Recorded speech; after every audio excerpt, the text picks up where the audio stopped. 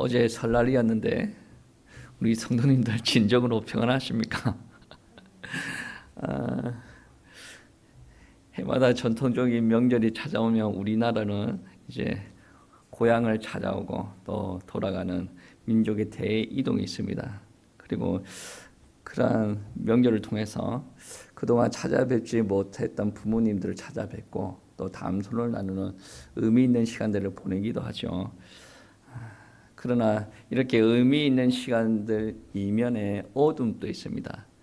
작년에 제가 들었던 말인데, 제가 교제하는 사모님과 이제 커피숍에서 이제 커피를 나누고 있었습니다. 그 사모님이 하시는 말씀이 자기 목사님이 신학을 하기 전에 서울에서 직장 생활을 했다라고 이야기를 합니다. 그래서 나쁘진 않은데 명절만 되어지면 씨갓집 전라도까지 이동을 해야 되는 거예요.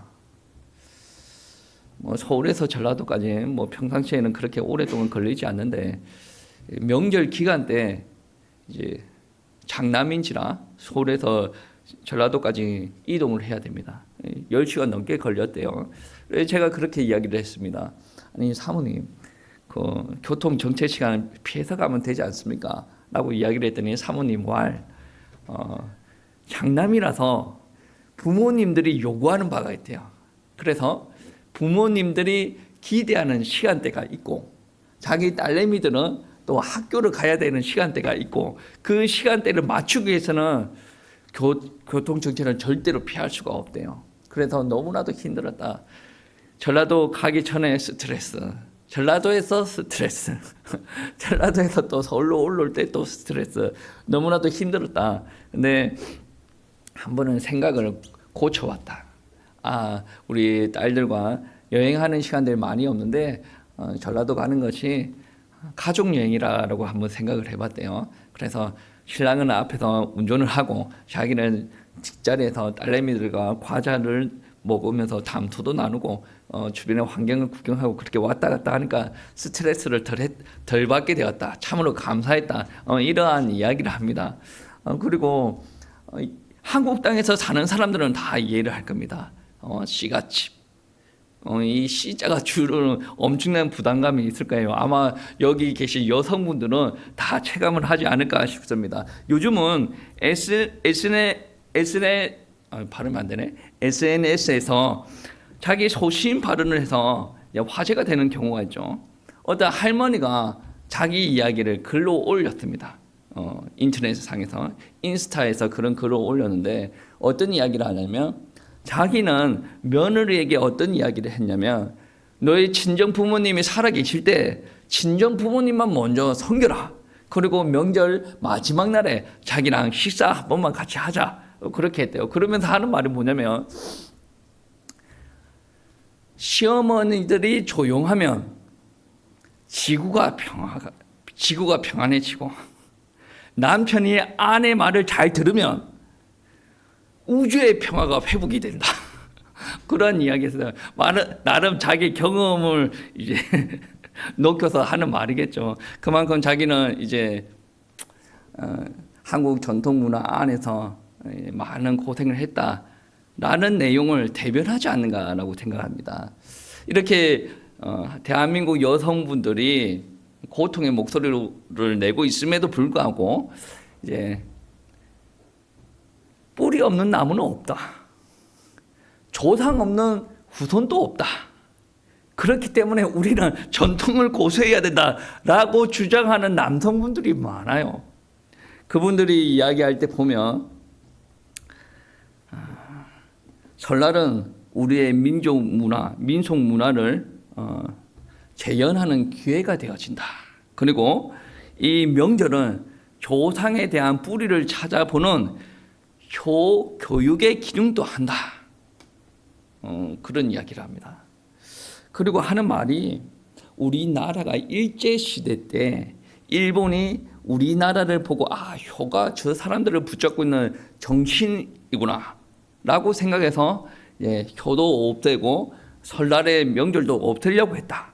그런데 우리나라는 그럼에도 불구하고 조상 숭배의 날로 설날을 자리를 잡았다. 뭐 이런 이야기를 해요. 뭐 그런 주장을 펼치는 사람들은 이제 나이 많으신 남자분들입니다.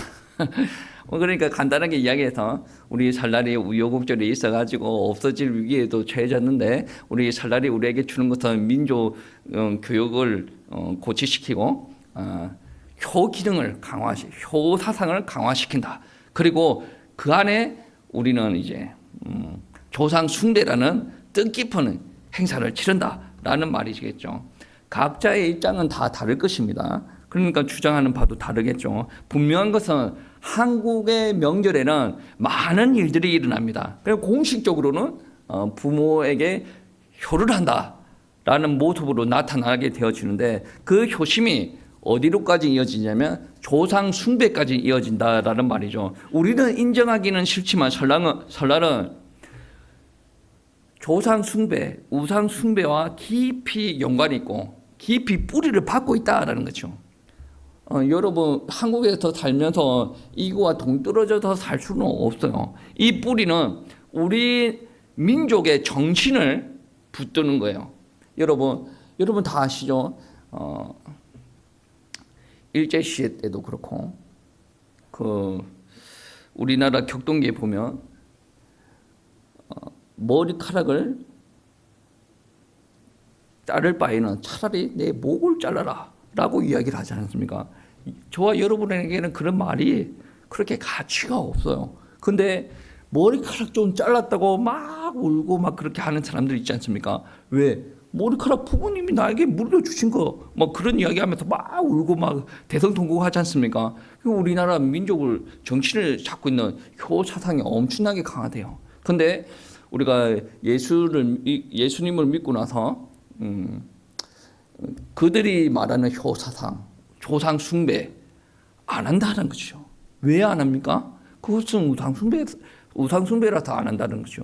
그런데 옛날부터 이제 효 사상을 강조하는 조상 숭배를 하는 그 사람들이 우리 기독교인들을 바라보면 상놈이다라고 이야기를 합니다. 여러분 분명히 한국에서는 교회를 다니든 교회를 다니지 않든 이 전통 문화와 이 지경 안에서 사는 사람들은 모두 다 이게 영향을 받고 있습니다.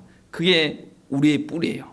이 뿌리는 우리 정신에 영향을 주고 있어요. 이 정신은 어디까지 영향을 받고 있냐면 우리 삶에도 영향을 주고 있습니다. 그래서 요즘은 조금 신세대들은 그런데요. 우리 아버지가 예전에 살아생전 때 라면을 좋아하셨다. 그래서 제사상을 차릴 때 라면을 떡 올려놓는 그렇게 좀 새롭게 변화되는 사람들도 있대요. 근데 영향은 어디로 효사상에서 조상 숭배에서 벗어나지 못하고 있다라는 거죠. 여러분 뿌리는 정말로 줄기에도 영향을 주고 열매에도 영향을 줍니다. 그 말은 열매까지 영향을 준다라는 것은 우리의 삶의 스타일, 우리가 살아가는 데는 방식에도 영향을 준다라는 말이죠. 오늘 뿌리에 대해서 이야기했는데 이 뿌리와 비슷한 맥락에서 사용되는 단어가 반석이라는 용어가 오늘 본문에서 사용됩니다. 오늘 본문에서만 반석이라는 단어가 사용되는 것이 아니라 신명기 전체에서 반석이라는 단어가 너무나도 많아요. 인간이 살아갈 때 뿌리, 반석이 필요합니까? 제가 좀 전에 이야기했죠. 머리카락 한 개 자르는 것도 뭐 대성통곡으로 한다는 거죠. 그게 자기가 머리카락을 유지해야 될 이유예요. 의지하는 뭔가가 필요하단 말이에요. 자기가 삶의 방식을 조율할 때도 효사상 중심으로 조율한단 말이에요. 뭔가를 사람이 의지하고 마음속에 담아야 되는 게 있단 말이에요. 인간이라는 것은 반드시 무언가에 의지를 해야 될 존재입니다. 그렇기 때문에 하나님을 믿지 않는 사람들 효사상을 주장하는 거고, 그리고 효사상을 주장하지 않는 그 사람들도 나름의 신들을 의지하려서 오늘 본문 32절 말씀에 보시면 이방신을 섬긴다라고 이야기를 합니다. 그러한 것을 오늘 성경 말씀에 어떻게 이야기하냐면 31절 말씀에 보시면 진실로 그들의 반석이 우리의 반석과 같지 아니하니 우리의 원수들이 스스로 판단하도다라고 표현하며, 그들의 반석, 우리의 반석 이렇게 이야기를 하는데 개역 한결 버전에서 어떻게 표현을 하냐면 같은 성경인데 버전이 조금 다른 겁니다. 대적의 반석이 우리의 반석과 같지 못하니 대적도 스스로 판단하도다라고 합니다. 이방인들이 섬기는 그 신들을 보고 대적의 반석이다라고 표현합니다. 왜 그들한테도 신들이 필요합니까? 인간은 신들을 찾게 만들어졌습니다. 만약에 자신이 나는 내 자신의 힘으로 내 인생을 개척하며 스스로 굳게 살겠다라고 하는 사람들도 인생을 살다 보면 역경과 환란에 부딪히기도 합니다. 그러면 어떨 때는 어두운 곳에 들어가서 혼자 쓸쓸히 울기도 하죠. 무기력, 외로움을 느끼게 되어져 있다라는 거죠. 인간은 스스로 살 수가 없어요. 그래서 그들도 자기 나름의 반석을 만드는 거예요. 자기들이 만드는 반석을 오늘 본문에서 그들의 반석, 대적의 반석이라고 합니다. 어떻게 만들었습니까? 나름의 조각을 해서 나름의 자기가 원하는 형상대로 만드는 거죠. 자기가 의미를 부여해서 그 우상을 만들었다라는 거죠. 우리나라도 마찬가지입니다. 아니, 부모님이 돌아가셨어요.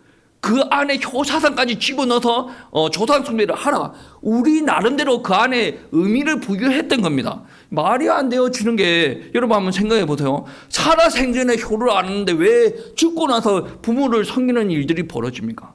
그 안에 뭔가가 사상이 들어가 있다는 거죠. 죽었을 때 그것을 해야 된다. 그것을 하지 않으면 귀신이 와서 뭐 그렇게 한다. 뭐 그게 뭡니까? 객관적인 사실과 상관이 없이 그 안에 자기네들이 의미를 부여하였다라는 거죠. 살아있는 부모한테 효도도 안 하는 사람들이 어떻게 죽어서 효도한다, 그게 말이 되어집니까? 여러분, 진리를 아셔야 돼요.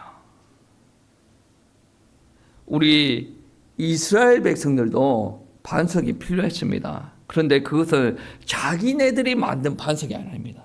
하나님께서 태생적으로 이스라엘 백성들을 만드실 때 하나님께서 선택하시고 하나님께서 그들을 인도하시고 보호하시고 이루어 나셨다라는 거죠. 하나님께서 처음에 이스라엘 백성들을 만드실 때 어떻게 했습니까? 아브라함을 부르셔요. 아브라함을 부르시고 아브라함의 씨들이 다시 애굽으로 내려오게 하시고 그 애굽에서 그들이 장성하게 만드셨습니다. 그리고 하나님께서 10가지 기적을 통해서 출애굽하게 만드시죠. 그리고 하나님의 능력으로 홍해를 가르치는 기적을 보여주셨습니다. 하나님께서는 광야에 있는 이스라엘 백성들에게 먹을 것을 주십니다. 만나, 메추라기, 물을 주십니다. 그리고 그 안에서 훈련받았던 출애굽의 제2세대들이 가나안 땅을 바라보는 현 시점에 놓여져 있다라는 말씀입니다. 그 이스라엘 백성들 제2세대들에게 모세는 여호와는 우리의 반석이다라고 이야기를 합니다. 그들이 선택한 게 아니란 말이에요. 그들이 선택한 게 아니라 여호와 하나님께서 이스라엘 백성들을 선택하셔서 그들을 만드셨다는 거죠. 누구로부터 그들이 만들어졌습니까? 하나님으로부터 만들어졌다. 그들의 뿌리는 누구예요? 아브라함이라고 이야기하겠지만 궁극적인 뿌리, 근본적인 뿌리는 누굽니까? 하나님. 반석이 누굽니까? 하나님. 성경 말씀해 보시면 이스라엘 백성들은 하나님으로부터 명령받습니다. 하나님께서 말씀하시면 그렇게 살아야 돼요. 하지 말라고 하면 하지 말아야 되고 하라라고 하면 해야 된다라는 말씀입니다. 그게 바로 반석이에요. 반석이 무너지면, 반석이 흔들리면, 반석이 뒤집어 엎어지면 반석이 움직이는 대로 그 위에 선자들이 움직이게 되어져 있다라는 말씀입니다. 그러나 이스라엘 백성들이 이 반석 대신 하나님을 긍휼히 여겼기 때문에 하나님께서 그들을 이방 원수 대적들의 손에 넘겼다라는 말씀입니다. 그래서 어떤 일들이 벌어지냐? 원수 한 명이 오는데 이스라엘 백성들 1000명이 도망가는 일들이 벌어졌습니다. 그것은 이방 신들이 강했기 때문이 그런 것이 아니라 이스라엘의 반석이신 하나님께서 이스라엘 백성들을 버렸기 때문에 그러한 일들이 일어난 거예요. 30절 말씀이 그렇습니다. 그들의 반석이 그들을 팔지 아니하였고 여호와께서 그들을 내주지 아니하셨더라면 어찌 하나가 1000을 쫓으며 둘이 만을 도망가게 하리요. 그러니까 이게 도망가는 1000이 이스라엘 백성이에요. 그리고 많이 도망간다. 이것도 이스라엘 백성입니다. 불신자 이방 신을 섬기는 이 사람들이 하나가 둘이 공격하러 오는데 이스라엘 백성들이 천이고 만이고 다 도망을 간다라는 것입니다. 이게 왜 그렇습니까? 여호와께서 그들을 내주지 아니하셨더라면 이런 일이 어떻게 일어나겠습니까? 라고 이야기하지 않습니까? 하나님께서 이스라엘 백성들을 잡고 계셨는데 이들이 하나님을 가볍게 여겼기 때문에 그들을 이방 신들을 숨기는 자들에게 내주었다라는 말씀입니다. 하나님께서 무기력하여서 그런 일들이 일어난 것이 아니라 너희들이 하나님을 섬기지 않기 때문에 하나님께서 이방 신들을 섬기는 자들에게 너희를 내주었다라고 이야기하시는 거예요. 하나님을 잘 아는 모세는 자신의 죽음을 앞두고 나서 여호와 하나님만이 우리의 반석이다라는 것을 담대하게 선포합니다. 여러분 성경을 많이 보신 분들은 알겠지만 모세만이 여호와께서 나의 반석이라고 이야기하지 않았습니다. 여러분 다 아시는 말씀이죠. 나의 피난처, 나의 반석, 나의 높은 요새, 나의 산성이라고 표현한 사람이 누굽니까? 다윗이지 않습니까? 신앙인들은 하나님을 반석, 요새, 산성, 방패 이런 식으로 많이 표현했다라는 거죠. 신명기 32장 오늘 말씀인데 32장 말씀에 4절 보시면 이런 말씀이 있어요. 그는 반석이시니 그가 하신 일이 완전하고 그의 모든 길이 정의롭고 진실하고 거짓이 없으신 하나님이시니 공의로우시고 바르시도다 라고 이야기합니다. 하나님은 반석이십니다. 모세가 하는 말이에요. 그리고 반석이신 하나님은 진실하십니다 라고 말씀하십니다. 여러분 하나님은 바위처럼 진실하십니다. 하나님은 거짓이 없는 하나님이시다라는 거죠. 바위가 그렇습니다. 바위는 몇십 년이 지나도 그 자리 그대로 있습니다. 바위의 특징은 거짓이 없다라는 것이죠. 하나님께서도 몇십 년이 지나고 몇천 년이 지나도 변하지 않는 분, 하나님도 거짓이 없고 하나님께서도 진실하신 분이에요. 하나님께서는 우리에게 숨기시는 거 없어요. 삐뚤어진 거 없습니다. 하나님은 진실하시고 거짓이 없는 분이에요. 여러분 거짓말을 일삼아서 하는 사람, 그런 신들을 여러분은 쫓아갈 수가 있습니까? 아닙니다. 하나님은 언제나 그대로신 분이에요. 모든 사람이 거짓을 이야기할 때도 하나님은 진실만을 이야기하시는 분이라는 거예요. 이렇게 신실한 존재만이 우리의 반석이 되어질 수가 있습니다. 그 반석이 누구라는 말씀이냐면 하나님께서 우리의 반석이 되신다라는 거죠.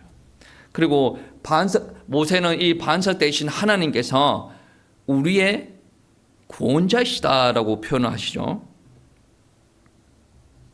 신명기 32장 15절 말씀해 보시면 그런데 여수들이 기름짐에 발로 차도다 네가 살찌고 비대하고 윤택함에 자기를 지으신 하나님을 버리고 자기를 구원하신 반석을 업신여기다라고 이야기를 합니다. 오늘 여수들이 기름짐에라는 말이 있는데 여수르는 이스라엘의 애칭입니다. 그러니까 이스라엘이 기름짐에 발로 찼다, 살찌고 네가 윤택함에 하나님을 버렸다라고, 반석이신 하나님을 버렸다라고 이야기를 합니다. 15절 말씀에 그런 말이 있고 16절 말씀에 그런 말씀이 있죠. 그들이 다른 신으로 그의 질투를 일으키며 그들이 이스라엘 백성들이 하나님을 경배하지 않고 다른 신을 찾아갔기 때문에 하나님께서 질투하셨다.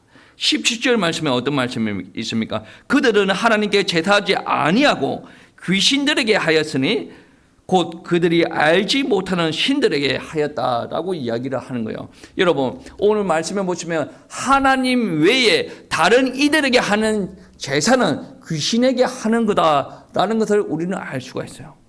고린도전서 10장 20절 말씀에도 그런 말씀이 있죠. 이방인들이 하는 제사는 누구에게 하는 것이다 라고 이야기를 합니까?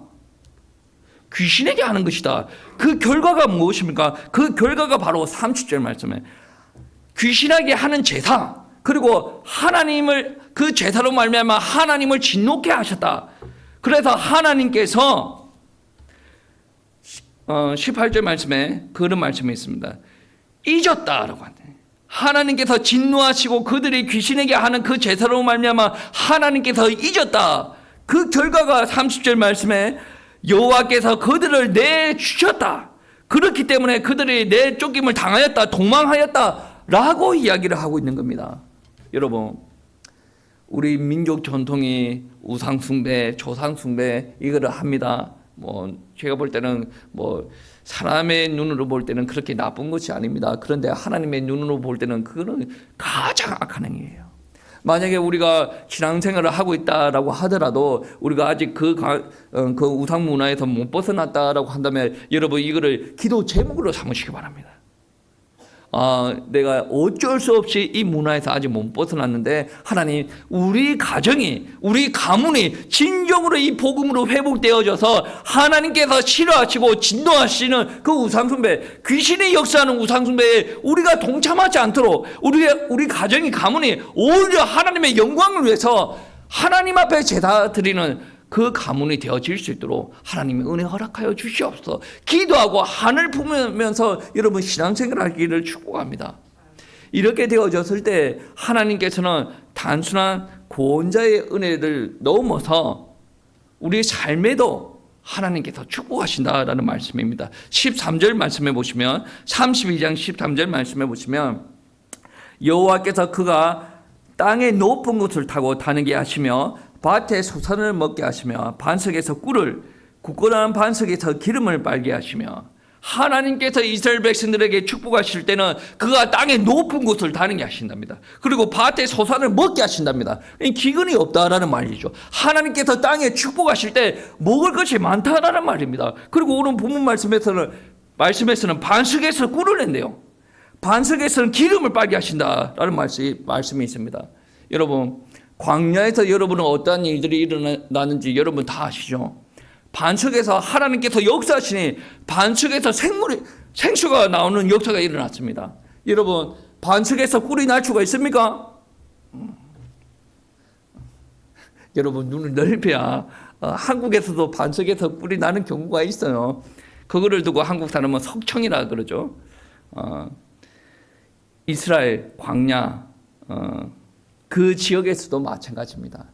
반석 바위 틈이 조금 생기면 꿀들이 거기 집을 지어요. 꿀들이 집을 지으면 뭐가 생기겠습니까? 우리가 말하는 석청. 바위 안에서 꿀이 나온다는 거죠. 그리고 오늘 본문 말씀에 바위에서는 기름도 나온다라고 그러죠. 기름이 어떻게 나옵니까? 감람나무가 비옥한 데서 살지는 모르겠지만 이 땅은 그런 땅이 아니란 말이에요. 모래 위에서 바위로 만든 약간의 토양 성분이 있는 그곳에서 이 감람나무가 살 수가 있다를 잘 산다라고 이야기를 합니다. 그러면 감람나무에서 뭐가 나죠? 올리브유가 난다. 요즘 돈 많은 사람들은 올리브유로 다이어트를 하는 그런 일들이 벌어집니다. 몸에 있는 안 좋은 것을 배출한다라고 그러죠. 그게 하나님께서 우리의 구원자 되시고 그런 것도 중요한데 하나님께서 우리 삶 가운데도 축복하신다.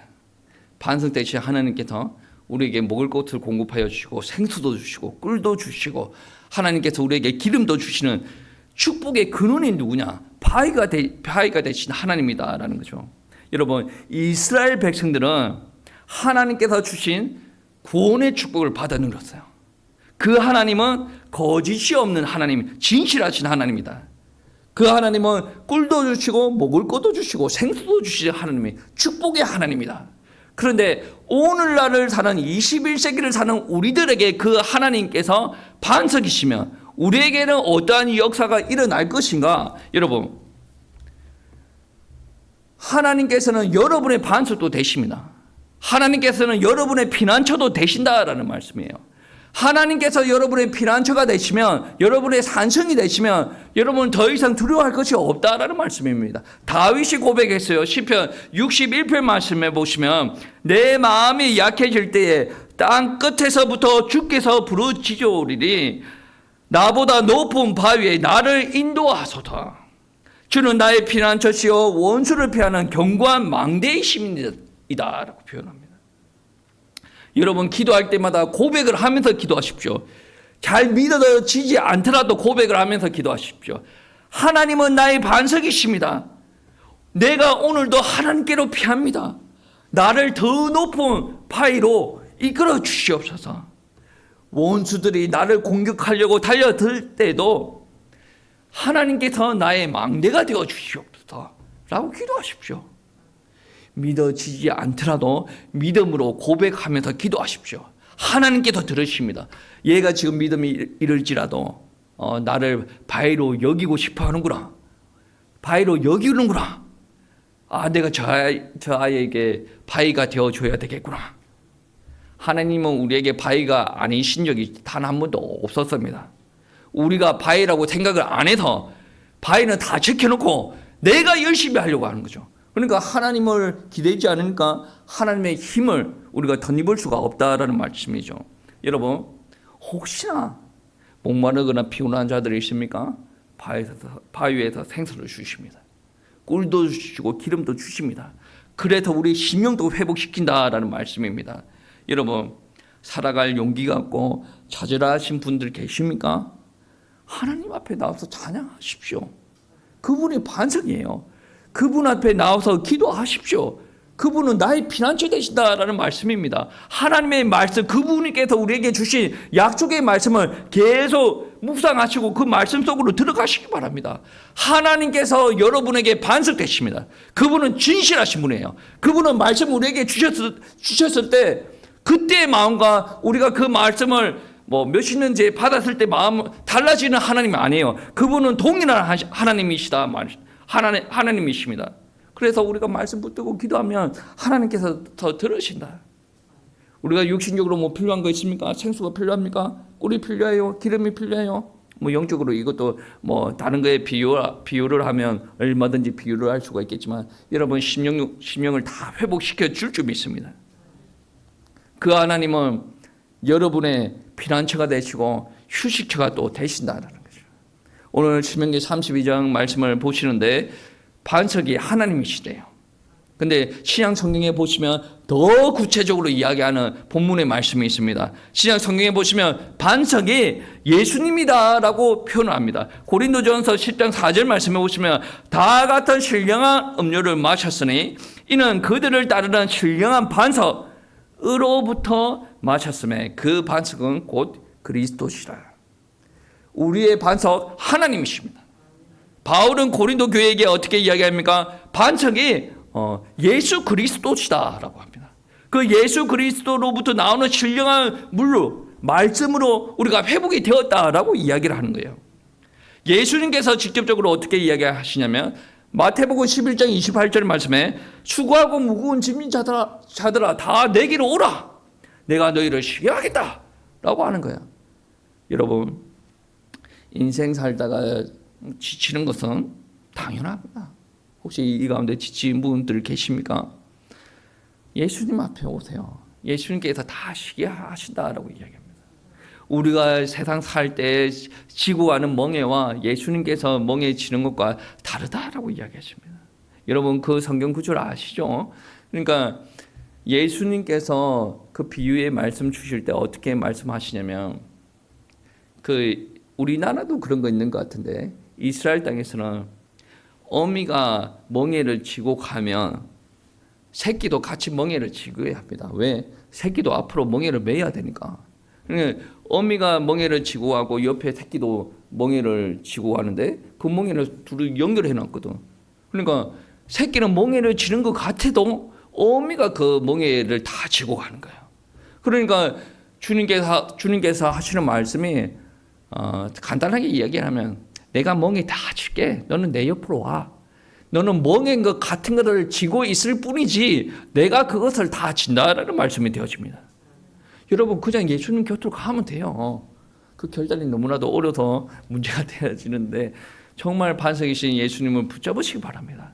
그리고 더 나아가서 마태복음 16장 18절 말씀에 어떻게 이야기하냐면 예수님께서 말씀하십니다. 내가 네게 이르노니 너는 베드로라. 내가 이 반석 위에 내 교회를 세우리니 음부의 권세가 이기지 못하리니 라고 이야기를 합니다. 예수님께서 자신의 교회의 반석이다 라고 이야기합니다. 음부의 권세가 여전히 역사를 합니다. 음부의 권세가 여전히 역사를 하는데 그 권세가 그 반석을 이기지 못한다. 그 반석 위에 세워진 교회를 허물지 못한다. 공격하지 못한다. 공격하더라도 절대로 이길 수가 없다라고 이야기를 합니다. 여러분, 예수님을 믿는 자에게는 예수님께서 구원의 반석이 되십니다. 음부의 권세가 절대로 이기지 못하는 반석이 되신다라는 말씀입니다. 그러므로 우리가 어떻게 해야 됩니까? 예수님께로 피해야 됩니다. 여러분, 여러 가지 이유가 있습니다. 내가 이거를 하고 저거를 해야 되고 내 상황이 그렇고 여러 가지 이유가 있어요. 처녀가 임신하는데도 다 이유가 있다라고 이야기하지 않습니까? 그러면 여러분도 다 이유가 있겠죠. 성경 말씀은 그 이유를 다 들어보고 아 그렇구나, 아 네 상황이 그렇구나, 그러면 반석을 안 찾아도 되겠네, 그 말이 아니에요. 네 상황이 그렇구나, 그래서 반석을 떠나버렸네, 그러고 나서 어떻게 된다라는 것을 이야기합니까? 15절부터 18절부터까지 19절까지 어떻게 이야기합니까? 하나님께서 분노하셨고 너희를 잊어버렸다라고 하는 거예요. 이거는 이유 불문이에요. 아니 뭐 그렇게 따분해요, 뭐 그렇게 고리타분해요, 뭐가 그렇게 강압적입니까? 라고 이해할 수도 있어요. 이것은 목사가 강압적인 게 아니라 하나님께서 진리의 하나님께서 진리를 사수하려고 하는 겁니다. 우리는 뭡니까? 세상의 영향을 많이 받고 있죠. 세상의 영향을 많이 받고 있으니 그것 때문에 그렇다라고 이야기를 하는 거고, 하나님께서는 진리의 하나님께서 진리를 증거하시기를 원하시고 이 진리 위에 서서 하나님의 영광을 드러내기를 원하는 거예요. 하나님께서는 여러분을 어떻게 그렇게 잘 살기 위해서 만드는 하나님이 아니란 말이에요. 하나님의 영광을 드러내기를 원하는 하나님이에요. 그거를 믿고 하나님을 반석으로 삼고 하나님께로 오게 되어지면 삶의 모든 것도 하나님께서 주관하신다는 거죠. 그 하나님을 벗어나면 삶의 모든 영역을 여러분이 해결해 나가야 된다는 것입니다.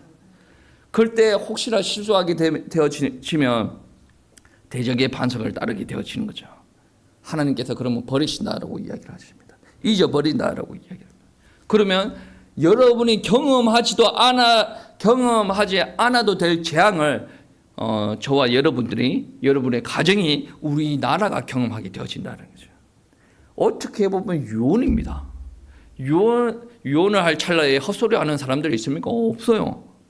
모세는 유언과 같은 이 노래를 통해서 어떻게 이야기하냐면, 반석이신 하나님을 경홀히 여기지 말고 시시때때로 하나님을 의지하고 반석이신 하나님 그리스도께서 주시는 쉼, 축복을 맛보면서 이 땅을 정복하라, 가나안 땅을 정복하라, 하나님의 영광을 드러내라 라고 이야기를 합니다. 우리 성도님들 열심히 사셔야 되는데 여러분의 반석은 여러분 직장 아니에요.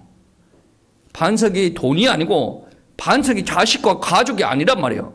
반석이 부모가 아니란 말이에요. 아, 나는 돈을 아버지가 주는데 내 반석 아버지인데 그렇게 믿고 따라가다가 하나님 아버지 치시면 어떡하려고. 농담입니다. 그 말은 결국에 반석은 아버지가 아니란 말이에요. 반석은 누굽니까? 하나님.